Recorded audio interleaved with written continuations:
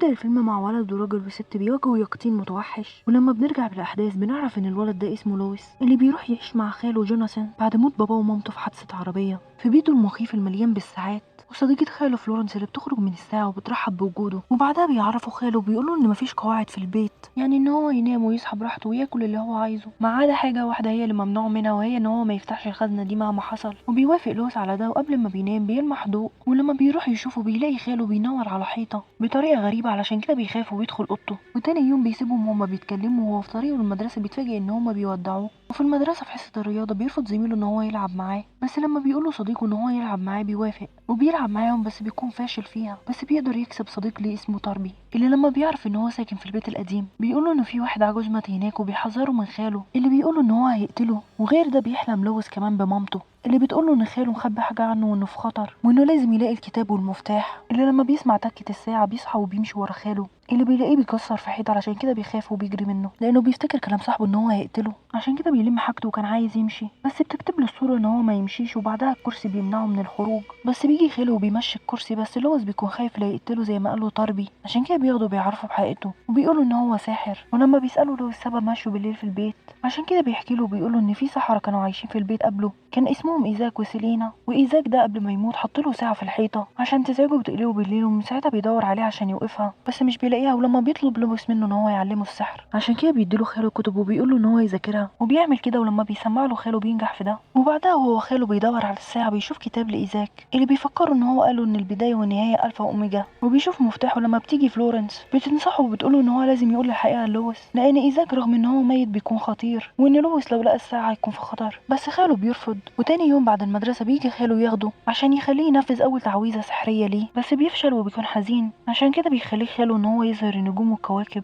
وبيكون فرحان بده لانه اول مره يشوف سحر. بس بعدها بيحصل ده. قبل ما بينام لويس بيشكره على اللي هو عمله له، ولما بيساله لويس عن خروجه من بيت جده، عشان كده بيقول له خاله ان هو ما كانش بيحب السحر وكان بيتخانق معاه بسبب ده. وغير ده ان هو ما كانش محبوب في البيت علشان كده سابه. بس لويس بيقول له ان مامته كانت بتحبه وبتكلمه عنه على طول، عشان كده خاله بيحس بالحزن لانه ما كانش معاها. وبيستمروا في تعليم لويس السحر اللي بعدها بيجربه بعد كده على زميله الرخم، وبتشوفه زميلته وهو بيعمل كده، وبيعلمه خاله ان هو ازاي يتحكم في الطاقه. وبقى لويس سعيد باستخدامه للسحر لانه بقى بيريحه في حاجات كتير. ولما بيروح المدرسه بيعرف ان صديقه داربي بقى رئيس الصف بتاعهم بعد ما نجح في الانتخابات، عشان كده بيتغير وبيتعالى على لويس وكان هيسيبه ويمشي. بس لما بيقولوا لويس ان بيته سحري بيوافق وبيروح معاه في الوقت اللي بيكون خاله بيدور على الساعه، وبيكتشف ممر سري اللي لما بيدخل بيلاقي ميكروسكوب ضخم ومخطوطه. ولما بيوصل لويس مع صاحبه للبيت، ولما صاحبه بيشوف الخزنه اللي حذره منها جوناثان ان هو ما يفتحهاش، بيقرر ان هو يفتحها وبيعمل كده وبياخد الكتاب. بس لويس بيكون خايف علشان كده بياخده منه بسرعه وبيقفل الخزنه، وده بيضايق تاربي علشان كده بيسيبه وبيمشي. ولما بيشوفوا خاله مش بيقولوا على اي حاجه من اللي حصلت،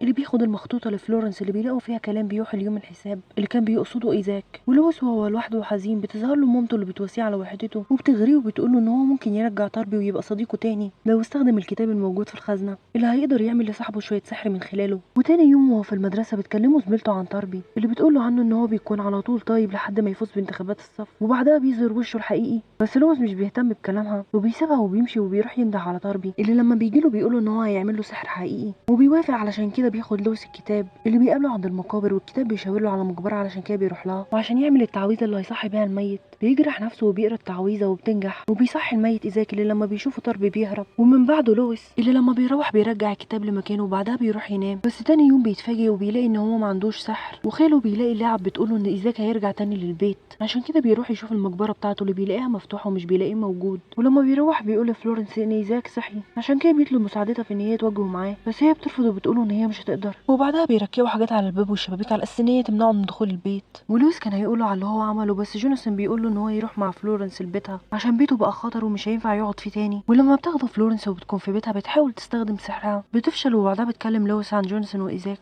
وبتقول له ان هما زمان كانوا اكتر من اصدقاء، لان ايزاك كان يتيم ووحيد وجوناثان كان هربان من اهله وكان وحيد هو كمان، عشان كده بقى اعز اصدقاء. وبعدها عملوا عروض سحريه مع بعض، بس لما ايزاك راح الحرب غيرت روحه، عشان كده لما رجع كان متغير. اللي بعدها ساب جوناثان واتجوز ساحرة اسمها سيلينا، وقفلوا على نفسهم من البيت وما كانوش بيقابلوا حد لحد ما يوم استخدم سحر دموي وده اللي موته، واللي كان هدفه ان هو يصنع مفتاح من عظم زوجته سيلينا اللي قتلها عشان يحقق ده. وتاني يوم لما بيروح لويس للمدرسة وبيتكلم مع تاربي بخصوص اللي حصل في المقبرة، اللي بيحذره وبيقوله ان هو ما يقولش لحد ان هو كان معاه، وبعدها بيضربه. عشان كده بيقرر ان هو يروح لبيت خاله، ولما بيحاول ياخد المخطوطة بتهاجمه الكتب بس بينقذوه. اللي بعدها بيقول لهم ان هو هيقدر يساعدهم، وفعلا بيقدر يقرا المكتوب على المخطوطه، وبيعرفوا ان ايزاك عايز يرجع الكوكب لبدايه النشأة من خلال ان هو يمحي البشريه، وبيعرفوا ان هو هيعمل كل ده لما يكتمل القمر. ولما بيرجعوا للبيت بيلاقوا ان ايزاك اقتحم البيت ودمره كله بالكرسي لانه كان بيدور على المفتاح العظم اللي كان صنعه. ولما بيحس لويس بالذنب بيقول لجوناثان ان هو سبب في كل اللي حصل لانه ما سمعش كلامه واخد الكتاب اللي في الخزنه واستخدم تعويذه وصحى ايزاك.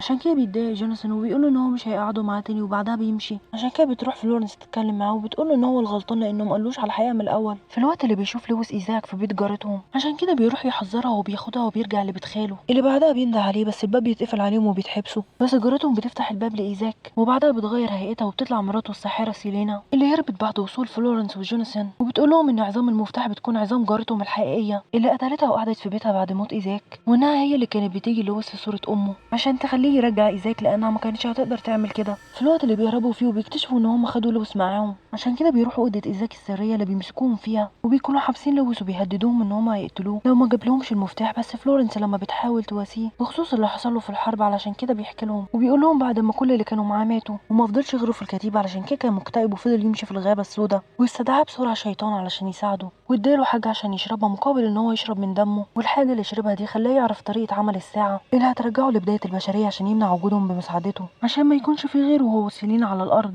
ولما بيحاول ياخد المفتاح من جوناثان بتستخدم فلورنس سحرها وبتحررهم، وبعدها بتنقذ لويس بس بيقدر ياخد المفتاح وبيهربوا. ولما بيطلعوا من الاوضه السريه بتهاجمهم اللعب وبيمسكوهم وبيخرجوهم بره البيت، وبعدها بيهاجمهم يقطين سحري متوحش بس بيضربوهم وبيقدروا يهربوا منهم. وبعدها لما بيروحوا البيت فلورنس وهما بيفكروا يلاقوا ازاي الساعه السحريه بيقول لهم لويس ان هو هيقدر يلاقيها. عشان كده بيسال الكره السحريه اللي كانت مديها له مامته وباباه قبل ما يموتوا، اللي بتقول لهم ان هي في بيت ايزاك تحت الغلايه. عشان كده بيرجعوا البيت وبتدمر فلورنس اليقطين، ولما بيدخلوا بترش مخدر سحري للعب اللي بيشيل السحر منهم وبيعطلهم. اللي بعدها بيدخلوا ولما بيوصلوا للغلايه بتطفي فلورنس النار اللي فيها. عشان كده بينزل لويس وجوناثان فيها وما بتلحقش فلورنس عشان بيمسكها اخطبوط. عشان كده بيروحوا من غيرها يوقفوا ايزاك وسيلينا. عشان كده بيحاول جوناثان ان هو يوقفها بس بيفشل، وبعدها بيتحول لطفل. ولما بيشوفوا لويس بيروح له وبياخده ومش بيكون عارف يعمل ايه، علشان كده بيسال الكوره بتاعت مامته وباباه. عشان كده بتقول له ان هو يرميها في الساعه، وبيعمل كده والساعه بتقف بس الكوره بتبوظ. وبعدها بيستخدم سحره وبيضرب ايزاك وسيلينا اللي بيقعوا وبيجي فيهم شعاع بيخليهم يختفوا. عشان كده بتقف الساعه وبيرجع جوناثان لطبيعته، وبيطلعوا بيقابلوا فلورنس وبيقول لها جوناثان ان لويس هو اللي وقف الساعه علشان كده بتهنيه. وبعدها لويس بيقول لها ان هي تفضل معاهم على طول. وتاني يوم في المدرسه في حصه الرياضه انتقم لويس من زمايله الرخمين اللي ضربوه، عشان كده استخدم سحره وحدف الكوره وجات فيهم، وفي الاخر سدد هدف. علشان كده زمايله كانوا مندهشين بيه وكانوا عايزينه يلعب معاهم بس هو رفض. وبيرجع لزميلته اللي كانت بتدعمه من الاول اللي لما بيشوف رسوماتها بيعجب بيها وبيبقوا اصدقاء. وبعد المدرسه بياخدوا جوناثان وفلورنس وبيرجعوا للبيت وبيبقوا عيله واحده وبيعيشوا سعداء مع بعض. وبكده يكون انتهى الفيلم. ما تنسوش تشتركوا في القناه وتفعلوا زر الجرس عشان يوصلكوا كل جديد.